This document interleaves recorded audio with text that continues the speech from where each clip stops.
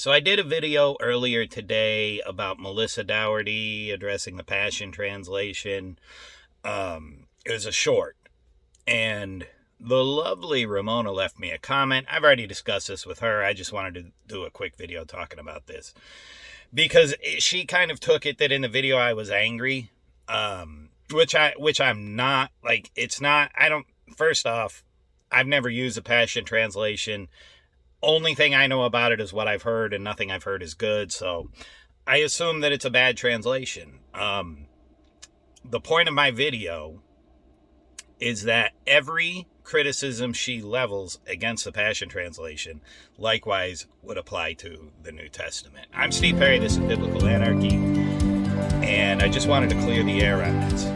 There is a certain amount of exasperation that I felt in that video and that I feel with arguments like this that are made by Christian apologists. And the thing about an apologist is they are no longer searching for the truth. Rather, they've gone into the mode of defending the truth, which is fine. If you feel like you found the truth and you want to move on to defending it as opposed to searching, that's fine. I'm not there myself. I'm still searching. But if that's where you're at, then so be it.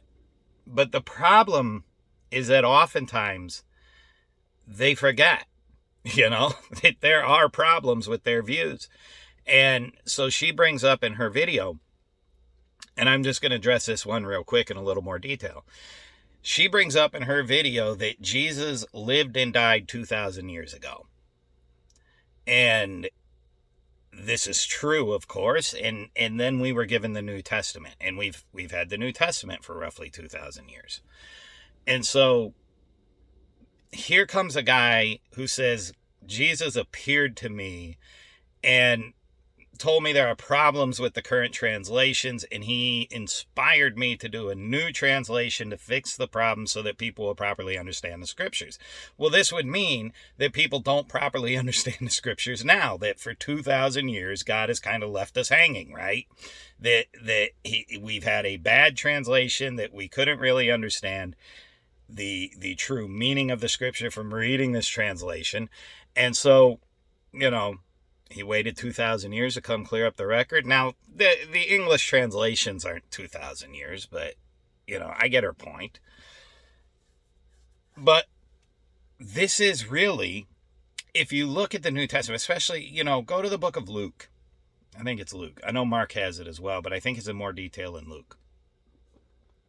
The road to Emmaus, right? So Jesus appears after his crucifixion to two of his disciples who were on the road to Emmaus, and they don't recognize him. And he's explaining how he's fulfilling the scriptures, and suddenly their eyes are open and they get it, and they finally understand the scriptures that they've had for 1,500, 1,200 years, depending on where you date the Exodus. And they've just been left hanging.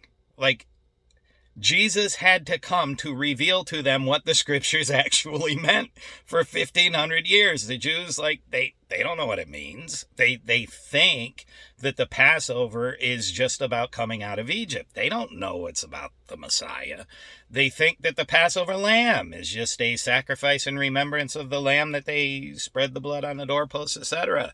They don't know that Jesus or the Messiah is supposed to be the Passover lamb. They don't know this stuff because the text doesn't tell you. They had to wait 1,500 years for Jesus to show up and explain this to them. So for a Christian to then say, well, how could he leave us with a bad translation for 2,000 years? This is literally what you argue he did to the Jews, that he gave them a translation that was inadequate, that even after his life, his teaching, his crucifixion, he still, to his own disciples, had to explain it to them on the road to Emmaus. They're not going to get it, right? They're just not going to understand because it's just apparently not clear enough.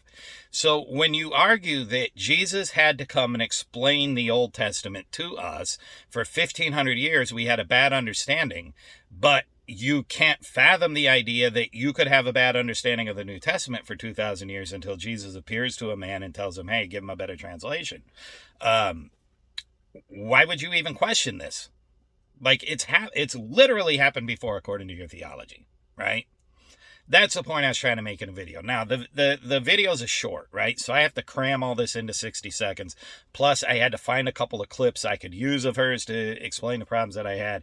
And it could be that I came across as angry because of that. And also probably factoring in is the fact that, yes, I do get exasperated when I hear an apologist out there making claims that would debunk their own claims.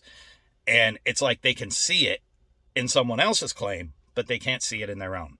And perhaps it's that mote in your eye when you're looking at the sliver in somebody else's eye. I don't know.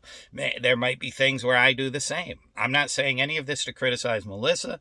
It's a common problem in Christian apologetics. It really is. But that's what that video was about. I hope this explains for anybody who had thought maybe I was angry in the video. I hope this explains better where I'm coming from. Short video, got to cram a lot in, and there is a bit of exasperation.